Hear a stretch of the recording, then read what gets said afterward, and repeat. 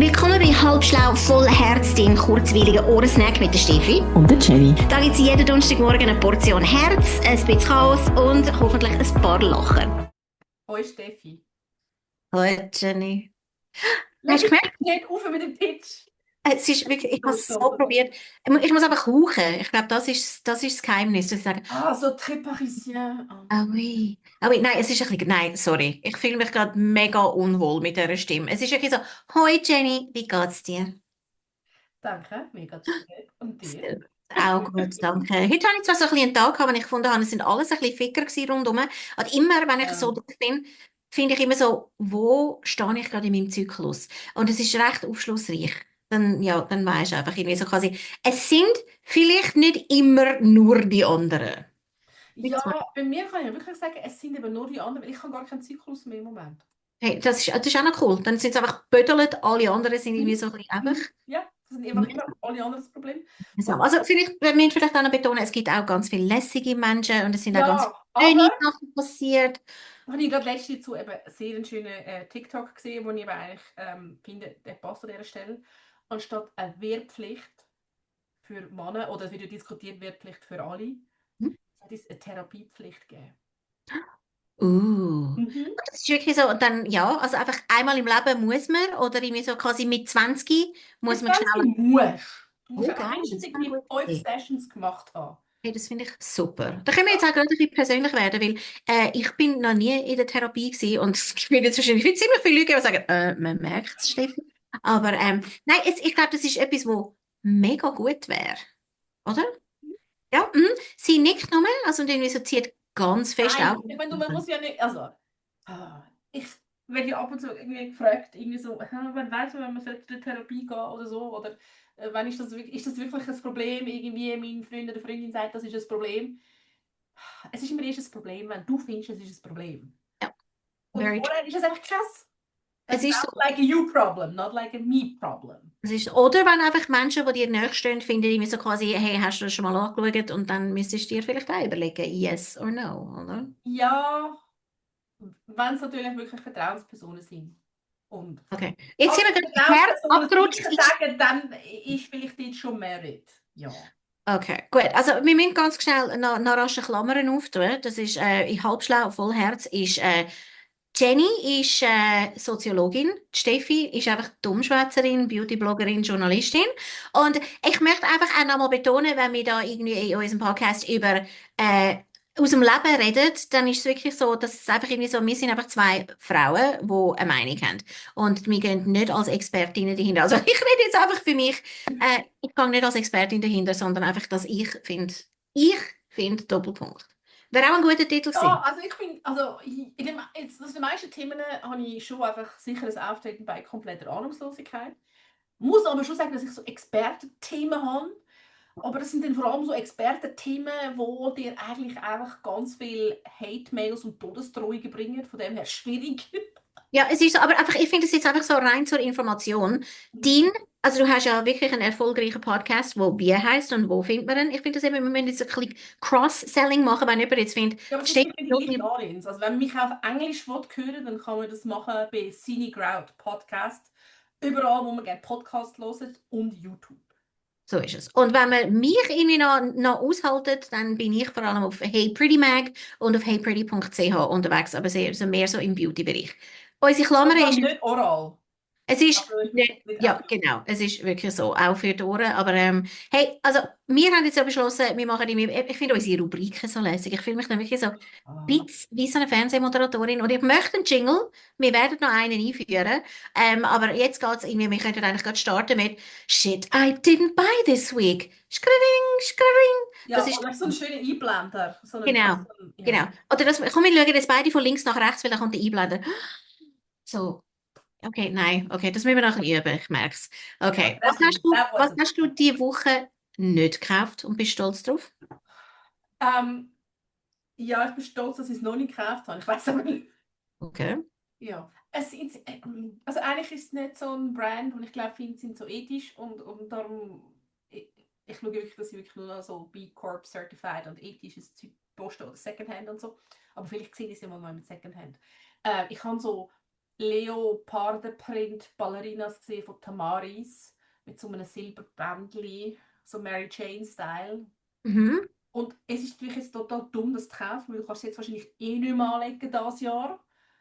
Ja, Aber der wäre pretty. okay. Und die sind ja nicht so teuer. Die sind ja nicht, weißt du, wir reden da Nein, nicht die sind über nicht so teuer. Nein, da ist nicht weniger ein Budget-Ding, als einfach so ein, A, ein ethisches Ding und B, es ist wirklich einfach Shit I don't need. ja, aber es wäre herzig.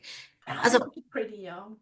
also meins ist im Fall sehr, sehr ähnlich. Bei mir ist es wirklich, ich habe mich auch letzte Woche in Frankreich im Lacoste-Laden, und ich habe da eben schon in Zürich schon gesagt, Lacoste, wo ja jetzt nicht irgendwie so eine totale Aber ich Burner-Marke. sage, passen wir in irgendetwas rein bei Lagos? Ja, es ist eine Art ein Handtäschchen. Sie haben, Ah. ich bin's anschauen, und sie heisst Wie ist dein Legoland. Handtäschchen? Hey, und sie haben einfach ein Handtäschchen, wo so eine Banane ist. Wir können es nachher irgendwie, wir können so Banane? es ist so bananenfarbig, und es ist im Fall in der Form von ihrem Tennisröckli. Es ist so ganz leicht bananig, und es hat die Falten wie ein Tennisröckli, so wirklich so plisiert aus Leder, und es ist im Fall mega herzig. Du erkennst das Lagos Tennisröckli sofort, und es gibt sie 1000 Farben, und es ist, also ich glaube, etwa 300 Franken. Ah, okay, ist ein pretty. Okay. Very pretty. Also sehr herzig, Okay. völlig Ja. unnütz, aber ich finde einfach das Design so cool. Weißt du, du wirklich einfach irgendwie so quasi so ikonische Marken erkennst. Ich Also finde wenn, es vor allem einfach mal eine originelle Idee. Also weißt ja, du, Tennisröckchen als ikonisches Stück neu interpretiert. Finde ich jetzt irgendwie noch originell so. Ne? ja, das ist okay. Aber ich habe es nicht gekauft. Aber ja, also wir befinden uns verdächtig nah an meinem Geburtstag. Und ich glaube an deinem auch, oder? Haben wir Also das schon? Schätzchen, Steffi, falls du zuhörst, ich hätte gerne Learning Bag von Lacoste. Gibt es bei Zalando? Sorry, sorry, falls du das jemand nicht mitgeschnitten hast, ich bin die ganze Zeit am Spielen, ich bin hier am Pult, und ich habe jetzt die ganze Zeit ich habe irgendwie ein OB in der Hand, aus irgendwelchen Gründen. Ich weiß nicht, also es ist wirklich, ich weiß nicht. Ich nehme jetzt wieder den Stift in die Hand, wenn ich jetzt in einer Talkshow wäre, wäre es recht peinlich. Okay, also, ich habe den Lagos Bag nicht gekauft. Du, also wir sind stolz auf uns, vorerst. Du hast ja gesagt, du hast es noch nicht Ja, gekauft. ich schaue es schon mega lang an. Aber es ist eben, also es ist, ja, weißt du, über das müssen wir nicht diskutieren. Ich meine, ich habe genug Handtaschen, auch Ja, du aber hast. weißt du, über was müssen wir diskutieren? Ja, wir müssen über Arschlöcher diskutieren, über das müssen wir. Und nicht, Ja. also nicht so literal, weißt du, so, es ist kein Anatomie-Podcast, sondern am I the asshole? Bin ich das Arschloch, weil ich trotz ihrer Fahrangst nicht zu ihr fahren will? Es ist wirklich, Nein. nein, es ist wirklich Chaos, es ist total Horror. Also, bin ich das Arschloch, weil ich trotz ihrer Fahrangst zu ihr fahren will? Nicht. Mhm. Okay? Es ist, Mhm. Folge. okay, ich bin im total parat. Also, das ist die Rediterin, die das fragt. Also, sie erzählt jetzt. Ich, es ist eine Frau, eine weibliche, ich habe eine Freundin, die Angst vor dem Autofahren entwickelt hat. Wir sind beide über 30 und haben beide zwei Kinder. Okay? Mhm. Und die Freundin, sie erzählt weiter, sie hat noch nie einen Unfall gehabt, es ist also nicht das Resultat von einem Trauma. Es ist Gut. eher so, dass sie sich schon immer unsicher gefühlt hat und vor schwierigen Aufgaben, so seitlich oder rückwärts parkieren, immer gedruckt hat. Und wo die Freundin auch Mutter geworden ist, hat sie einfach Angst gehabt, dass sie ihre Kinder gefährdet beim Autofahren. Und mittlerweile fährt sie aber auch ohne Kind nur noch zum Arbeiten. Also so einkaufen und zum Kinderarzt oder so, das muss alles ihre Mann machen. Also, ihre Lösung, das ist die Freundin, sie sagt, die Lösung von der Freundin ist, andere müssen die Strecken vom Autofahren mit ihr üben. Zuerst als Fahrer und dann als Beifahrer. Und dann sagt sie, ich habe auch einmal den Weg zum Tanken mit ihr gemacht, aber einmal lange nicht. Und ihr Mann macht das manchmal auch mit ihr, aber offensichtlich schreit er sie an, was die Sache dann noch schlimmer macht. Und dann hat sie gesagt, also dann hat sie den Weg zu ihr, also auch schon geübt miteinander, aber sie sagt einfach irgendwie so, dass ich habe keine Zeit, um das öfter zu machen, und außerdem hat sie keinen Platz im Auto für 4 Kinder, weil die haben ja zusammen dann 4 Kinder, oder? Also, sie tut das Problem weiter schildern. Sie sagt, ihre Idee, damit ihre Freundin die Angst kann irgendwie überwinden, sich langsam antasten oder eine Therapie machen oder Fahrstunden nehmen. Aber offensichtlich hat die Freundin immer Ausreden. Sie findet, irgendwie Fahrstunden sind zu teuer und irgendwie so quasi, und das Problem gibt es aber schon seit über 10 Jahren. Und sie findet irgendwie so, die können auch mal anfangen, Geld auf die Seite legen oder so, aber irgendwie stattdessen ist jetzt einfach der aktuelle Stand von dieser Freundschaft, dass die Freundin nur auf Besuch kommt, wenn ihr Mann kann fahren kann. Und jetzt fragt die Redditorin, sagt sie, bin ich das Arschloch, weil ich klar gesagt habe, ich komme nur nach, wenn wir uns abwechseln mit der Psyche. Und dann ist das einfach quasi der Freundin ihre Verantwortung, wie sie zu ihr kommt und zurück.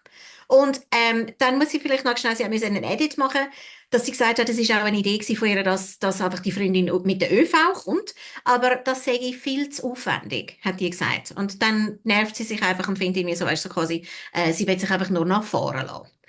Ist sie? Und jetzt ist wirklich so die Frage, bin ich das Arschloch? Weil ich finde irgendwie so, hey, wenn du nicht kannst fahren, dann müssen wir uns einfach abwechseln.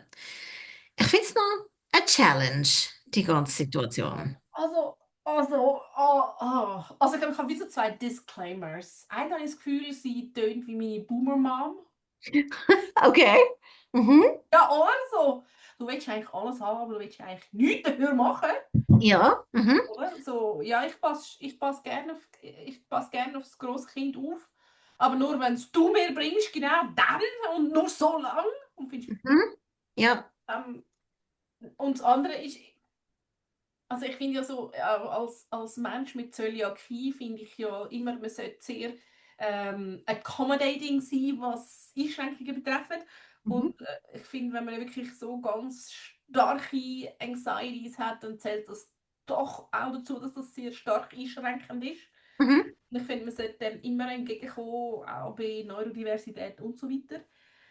Aber das Ganze jetzt so, das Package, so wie es jetzt da daherkommt, tönt es für mich schon eher, dass es so ein bisschen mehr ins Entitlement kippt.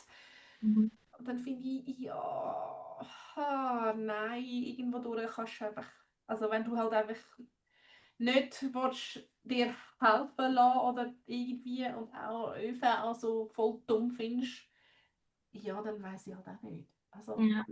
Eben, weil sie hat ihr ja, weißt, etliche, weißt, so quasi Lösungsvorschläge geboten. So ziemlich alle, die man kann anbieten in dem Moment. Und, also ich meine, ich kann ja, das hast du sicher auch im Freundeskreis, Jenny, weißt du, das sind so quasi, du diskutierst über etwas und manchmal ist es einfach irgendwie so, eben, wenn eine Freundin irgendwie motzt, irgendwie findet, das ist alles scheiße jetzt, sondern manchmal musst du einfach auch fragen, oder auch mit meinen Kind, weißt du, mit den eigenen Kindern, dass ich sage, möchtest du jetzt einfach motzen und möchtest du einfach, dass ich sage, du bist ein Army, oder möchtest du Lösungsvorschläge? Und das klingt jetzt auch so ein bisschen wie so ein Fall, wenn sie jetzt ganz, ganz ehrlich wieder sein miteinander, die beiden Freundinnen, dann sagt die eine, schieß dich einfach an zum Fahren und du findest einfach irgendwie, alle anderen können dich umfahren.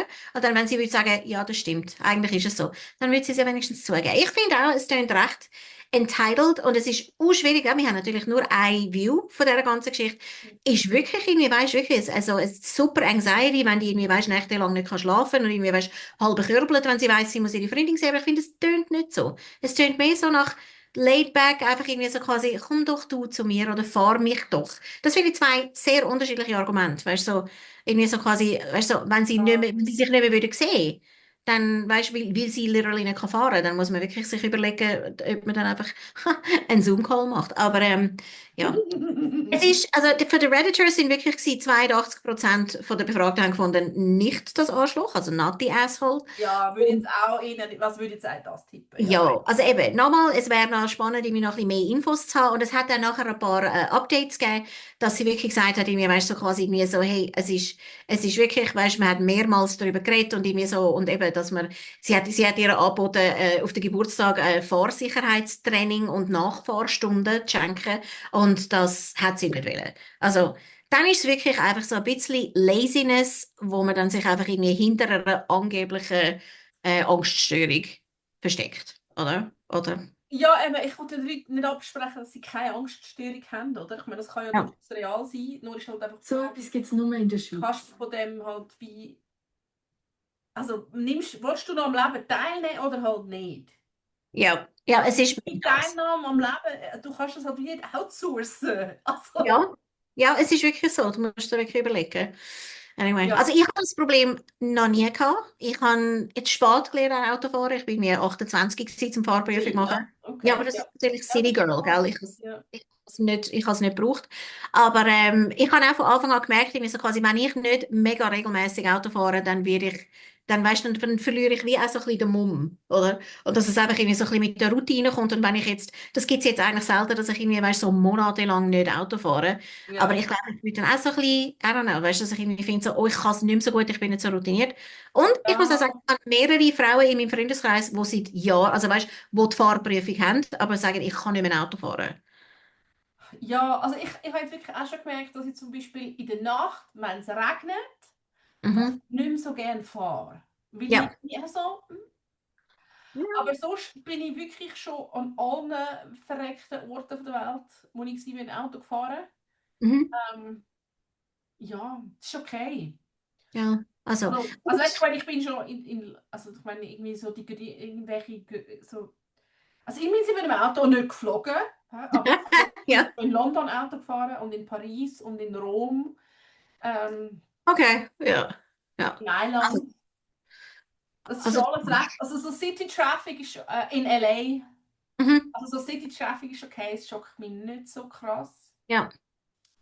Ich glaube, das krasseste Auto, wenn wir eine kleine Anekdote machen. Unbedingt. Das krasseste Autofahrerlebnis nicht in Bosnien gehabt.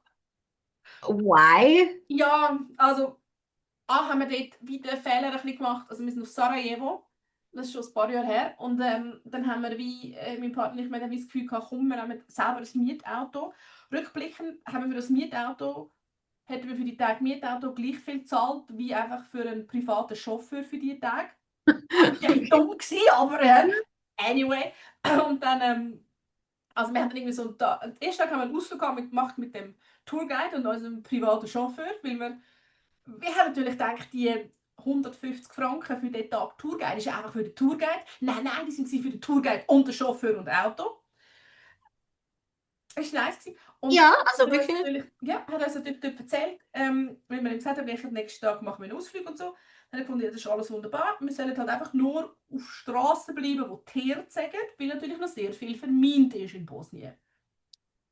Okay. Ich gefunden, Ja. good life advice. Aha, ja, Sie ja, haben höre im ich Wald gern. so Schilder und so, oder? Achtung, können vermint sein und so. Und ich fand, Alright. good life advice. Und ja, jedenfalls sind wir natürlich dann prompt am Tag 2, wo wir selber gefahren sind, irgendwo auf so einer blöden Straße. Und dort hat es noch nicht so wirklich Google Maps gegeben, also zumindest nicht so wirklich viel und Bosnien-Abdeckung und so.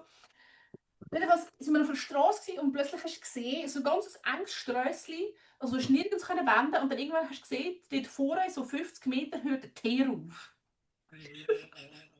Wo genau gesagt haben, nein. Ja, genau. Und dann sind wir einfach auf dieser nicht geteerten Straße irgendwie noch wahrscheinlich einen halben Kilometer oder so irgendwo dann rauf in den Wald gefahren, bis dann irgendwo ein Ort gekommen ist, wo wir dann auch haben wollen hin und haben können wenden und so. Und das ist wirklich die schlimmste halbe Kilometer von meinem Leben gewesen, weil eben so Ui, nein, ja. und die Straße ist dann eben auch noch so links und rechts ist so einen halben Meter Gefäll gewesen. Das heisst, wir haben wirklich so Okay, nein, nein. ja, Alright. ja. Aber Okay, es ist am Anfang, das schockt mich nicht mehr so viel. okay. Also du bist mit allen Wasser gewaschen und allen Ja. Tieren und nicht Tieren auf der Straße. Das ist Ja, so. ja, aber da gab vielleicht noch ein Reisedisclaimer. Geht auf Sarajevo.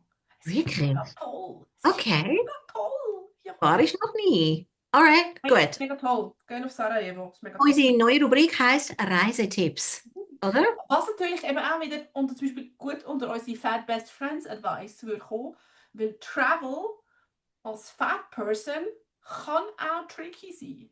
Es ist so. Es ist wirklich so. Ich habe jetzt gerade festgestellt, übrigens, als ich jetzt letztes Mal haben müssen, einen Teil von meiner Reise in Frankreich habe ich müssen mit dem Flugzeug machen, weil irgendwie so, das ist gesponsert worden vom Hotel und die haben einfach irgendwie so eine Connection am Mittwoch und das wäre mit dem Zug, wären wir nicht mehr heimgekommen. Oh. Und dann ist mir wirklich aufgefallen, dass also die Air France hat also deutlich kürzere Seatbelts, Gürtel, als andere Fluglinien. Just saying. Es hat gelangt, das ist total okay gewesen, aber das ist schon, also ich fliege sehr selten und ich meine, im Zug ist das meistens nicht so das Problem, aber beim Fliegen merkst du es natürlich extrem, so in Ja, der Economy Class, wenn du ein bisschen breiter bist als die anderen. Also von dem her. sehr unforgiving. Ich habe zum Beispiel übrigens eine Freundin, die hat das mal bei irgendwo bestellt. Die hat das immer im Handgepäck dabei. Das ist ihre eigene Seatbelt Extender. Standard, ja, es ist wirklich so. Also ich habe gemeint, Fluglinien sind verpflichtet, so etwas zu haben. Die müssen, glaube ich, einfach auch, aber dann muss sie halt nicht fragen und sie hat ihn einfach dabei und sie kann ihn einfach aus der Tasche nehmen und gut ist. Okay, ja, das ist natürlich nicht schlecht. Und Hey, der hat nicht viel gekostet. Also für sie ist das, glaube ich, so super. Und dann, shit, I should have bought this week. Nein, also bis jetzt ja, habe ich ja, mich da ja. gut gehandelt und im Zug ist ja nicht so das Problem. Aber bevor wir zu Fan Best Friend Advice kommen, ich habe noch etwas, das musst du gehört haben, Steffi. Unbedingt tell me more. Ja, und zwar, ich habe es nicht, nicht irgendwie auf Blick oder selbst nicht zuerst gesehen, sondern ich habe es zuerst auf TikTok gesehen. Mhm. Und zwar, hast du gesehen, wie all unsere Parlamentarier zum Ende der Herbstsaison Vogellied gesungen haben? Darf ich dir etwas sagen? Ich bin im Tram gesessen und ich habe nur die Headline gesehen und das Still vom Video. Und ich habe gesagt, Steffi, druck nicht drauf. Very good life advice. Ja, nein, oder? Und dann habe ich dann, ja. Und dann, also ich bin natürlich für das gegangen, fürs Lied Aha. und Ah, geblieben für die mhm. Kommentarspalte. Und es ist natürlich schon interessant, dass du natürlich genau dann, also es ist einfach so ein schlechtes Image, oder? Du hast irgendwie wieder gesagt, Krankenkassenprämien gehen rauf und Pipapo und alles, oder? Ja. Und dann bist du dort und hast irgendwie nichts anderes. Also, ich meine, sie haben ja schon auch anders gemacht. Aber das ist natürlich medial, sieht man jetzt halt einfach das. Und da findest du schon, ja, schon irgendwie so ein schlechtes Image, schlechte PR. Und die Kommentare sind auch recht unforgiving. So, Okay, das so habe ich gut. harmlos von so, ich hoffe, sie haben ausgestempelt. Fair. Okay, ja. Sorry, ja, finde ich noch einen Fair, guten oder? Punkt. Ja. Aha. Singen Und geht nicht auf Bundeszeit, also von dem her. ja, bis natürlich ich sehe noch von rassistischen Kommentaren. Mhm. Bis zu, ja, halt so die ganze Bandbreite. Und das Lustige ist natürlich, dass zum Beispiel viele Ausländer kommentieren, dass das mega schön ist, dass alle Parlamentarier im Prinzip sich so vereint sind im Gesang, oder? Weil die natürlich Vertreter von allen Parteien dort stehen. Ähm, und dann eben, und das wisst ihr so, und ich finde, es ist schon recht ein interessantes Schweizer Kulturbild, das ich finde, muss man gesehen haben. Ja, also finde ich auch sehr sogar. Und eben, weißt du, wenn du das einfach irgendwie so mit anderen Ländern vergleichst, ich finde es einfach irgendwie so im Zusammenhang, wo ich auch gerade letztes Jahr musste jemandem erklären, dass wir in der Stadt Zürich, ich als Stadtzürcherin, da hat dürfen darüber abstimmen, ob Laubbläser verboten werden sollten Ah oder ja, nicht. toll. Ja, also vor allem benzintriebene Laufen. Benzintriebene und sie sind verboten worden. Und wenn Juhu. ich das in einer Freundin in Und das Amerika ist ein günstiges erzähle, ÖV-Abi. ja, das ist natürlich super cool. Wir als vierköpfige Familie, vier Erwachsene, das macht also richtig viel aus.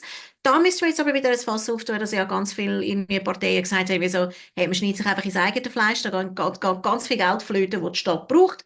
I don't care, ich komme nachher irgendwie für mein ÖV-Billett, muss ich massiv weniger zahlen, ich finde es lässig. Aber ja, also es hat nichts mit dem Vogellied zu tun und auch dann, für das würde ich kein Vogellied singen. Einfach, gut, ich kann es auch wie nicht, das kommt noch dazu. Kannst du den Text, könntest du mitsingen? Also ich weiß genau, dass das Vogelisi kommt von Adelboden her. Aber Ja, das stimmt, aber ich glaube, ich könnte im Fall den Rest nicht mitsingen oder einfach nicht nüchtern, sagen wir es. Nein. Ja, okay. Mhm. Also, Nein, sorry. Mit also Schweizer Hudigeigner hast du mich einfach nicht. wie Ich bin nicht. für Volksmusik so und so alles, aber Okay. Also ich muss einfach, das ist eine Anekdote aus meinem Leben, by the way. Ich habe ja früher noch Radio gemacht und bei einem relativ progressiven Jugendsender. Und ich habe von der Plattenfirma vom Gölle ist ein Brief gekommen, dass ich das bitte soll unterlassen. Ich habe ganz lustige Hörspiele aufgenommen und wie ich den Gölle verprügle, weil ich einfach seine Musik wirklich wahnsinnig blöd gefunden habe. Und dann ist also wirklich die Plattenfirma, es ist nicht der Anwalt gewesen, sondern die Plattenfirma hat einfach gefunden, könntest du bitte aufhören damit, dass sie wie so eine Gewaltandrohung, die sie jetzt recht uncool findet. Und ich habe es noch lässig gefunden, dass ich als irgendwie, weißt, 24-Jährige, dass irgendjemand das ernst nimmt und findet, ich könnte den Göllen von verprügeln, irgendwie auf der Straße. Habe ich irgendwie noch cool gefunden. Also, ja, das auch ist heute, einfach ein Phänomen. Gölle. Also nein, ich persönlich habe Traumata, wenn ich Gölle höre. Also es ist wirklich ja, das ist einfach so. einfach nicht. Ich möchte wie jetzt ganz schnell das Thema wechseln und einfach sagen, ich wouldn't and never have. Es Also, ist noch schlimmer. Schweizer Gofen. hey, ich will gar nicht anfangen mit dem. Wirklich. Ich möchte all die Ja, Kinder. sorry, ja, ja, nein, das ist recht, das ist recht. Ich weiss, wir dürfen weder Babys noch Kinder schütteln, aber es gibt gewisse Kinder, wo man glaubt, sollte schütteln. Es ist, nein, und eben, also nein, einfach, Oh. es ist, los, dein Kind ist noch kleiner als meins. Ich meine, meine Ja, sind ich finde erwachsen. den Schweizer Gofen schon sehr toll. leider. Ja, also es ist einfach so, ich finde, man kann den Kindern schon ein bisschen beibringen, was man könnte hören und was nicht. Aber ja, es ist ein anderes Ja, Thema. ja, ja. Ich möchte kein Das Hate ist so, also, verteilen. ja, nein, das ist wirklich so. Also ich meine, da sind wir noch nicht so ganz erfolgreich unterwegs, muss ich sagen. Ich weiß noch, mein Vater hat mich damals einfach irgendwie so vor den Plattenspieler gesetzt und hat einfach da so und hat mir einfach dann so Tracks vorgespielt und das finde ich natürlich schon gut. Das zum Beispiel auch, das ist zum Beispiel, wo mich teilweise, das ist zum Beispiel das unter meine Nearest and Dearest ist das so der Running Gag, dass wenn man mich ganz schnell auf die Palme bringen, dass man dann einfach sagt, also eigentlich zwei Sachen kann ich sagen. Das eine ist Peach Weber, Mhm. der ist sehr schnell wirklich vorbei. Ah, aha. Oder Gell, Knocking on Heaven's Door ist ein mega tolles Guns N' Roses Lied. Oder? Und ich begegne immer wieder Leute, die wirklich fix und fest davon überzeugt sind, dass Knocking on Heaven's Door ein Guns N' Roses Original ist. Ja, Und ich immer so. eben, das ist auch ein Thema, das wir hatten, mit irgendwie, weißt du, so Fact-Checking und einfach irgendwie, weißt du, so, einfach auch, okay, It's das ist schon, not. ja, und man kann einfach einen Link schicken nachher. Es kann auch gerade das Spotify, und weißt du, so YouTube, wo man einfach irgendwie, weißt du, so, okay, gut, also, Anyway. gut, also wir sind vom Vogel ein bisschen abgedriftet, aber Ja, ich, mega. Aber egal. du hast gut, Darum, also das ist wie also Fat Best Friend Advice, wenn mich mal auf die Palme bringen, dann there you go. sehr gut. Aber wir haben eigentlich einen anderen Fat Best Friend Advice, gell? Eigentlich schon. Und das ist, und ich finde, man muss es immer wieder schnell gesagt haben, dass sowohl Jenny wie auch ich so eine recht hohe Konfektionsgröße haben. Ja, das Und hört man ja nicht im Radio. das hört man wie nicht. Aber wir haben dafür wirklich gute Live-Tipps und Tricks und es ist Your Fat Best Friends Advice. Und ich habe jetzt einfach heute eines mitgebracht. Wir fangen ja an so unseren Podcast an mit Shit I didn't buy und das ist jetzt eigentlich ein Kapitel von Shit you really should buy, weil es ist für mich Oh. einfach ein Lifesaver und das ist also egal, ob du jetzt irgendwie findest, du hast irgendwie, ich weiß doch auch nicht, wenn jemand findet, ich habe ein bisschen einen wabbligen Bauch nach dem Kind oder irgendwie so meine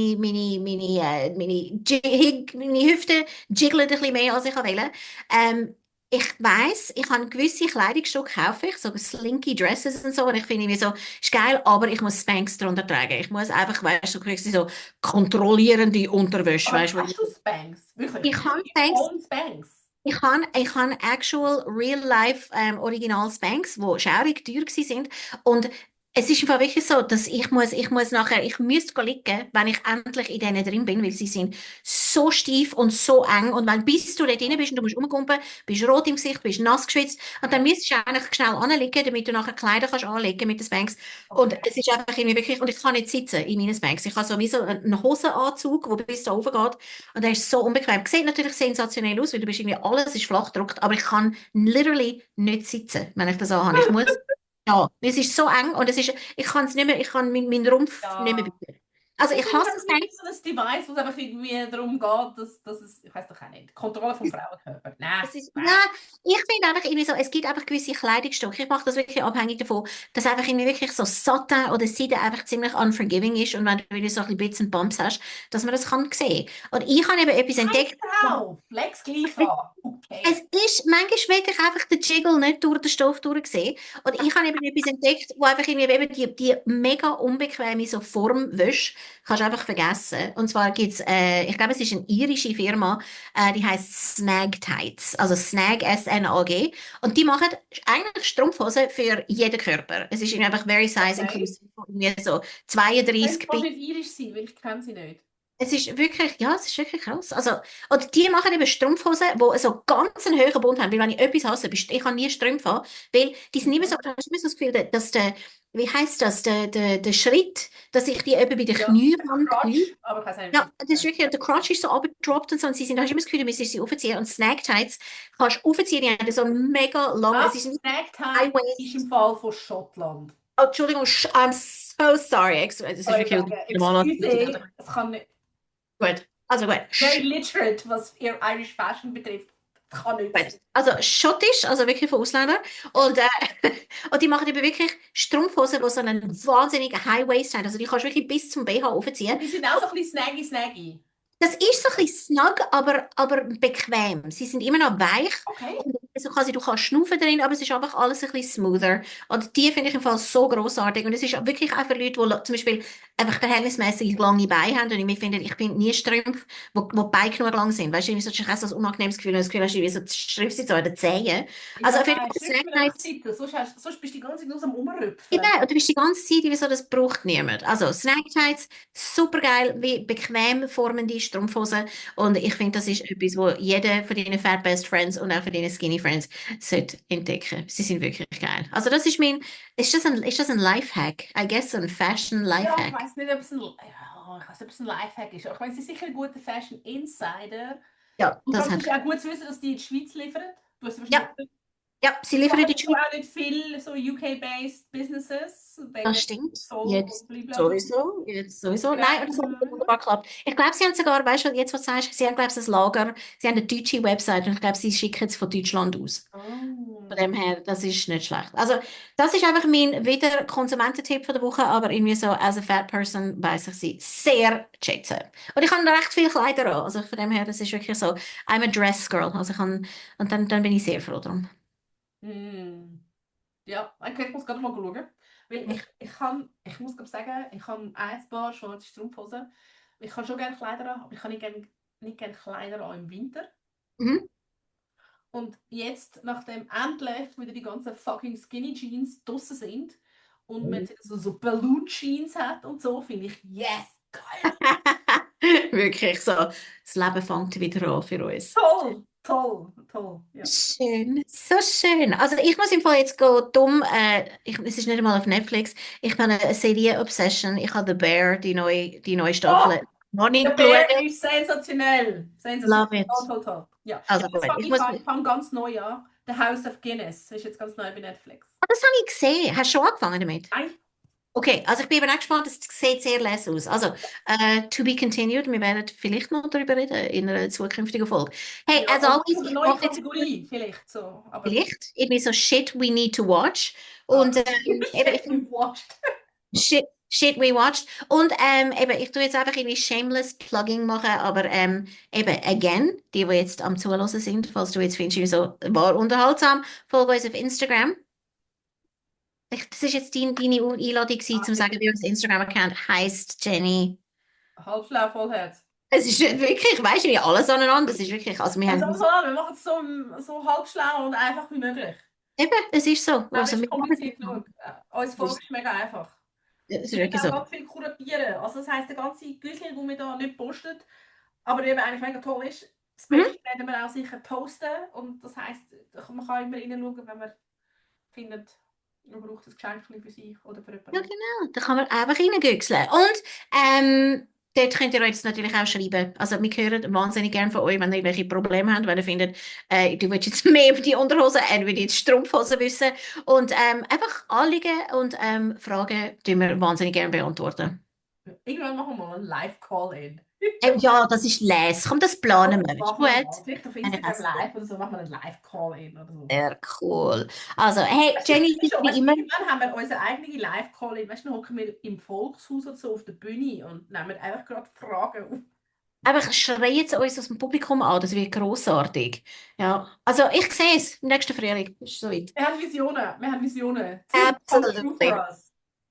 Finde ich sehr gut. Hey, wir hören uns nächste Woche wieder. Ich freue mich schon. Tschüss, ciao. Tschüss zusammen. Das war halb schlau, voll Herz, dein Ohrensnack mit der Steffi. Und der Jenny. Wenn es dir gefallen hat, folge uns, teile die Folge mit deinem Lieblingsmensch und schreib uns, welchen Ohrensnack du dir fürs nächste Mal wünschst. Wir freuen uns auf den nächsten Donnerstag mit dir und vergiss nicht, ein bisschen halbschlau langt, solange das Herz voll ist.